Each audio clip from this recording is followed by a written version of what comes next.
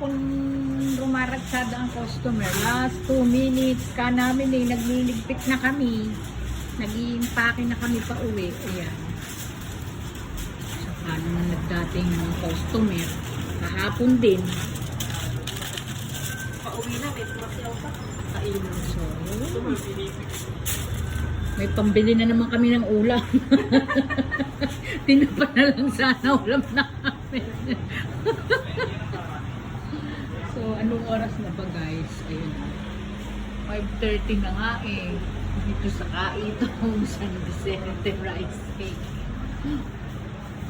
Yan.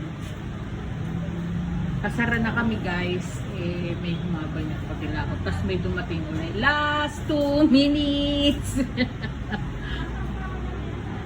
Mamakyaw pa yata.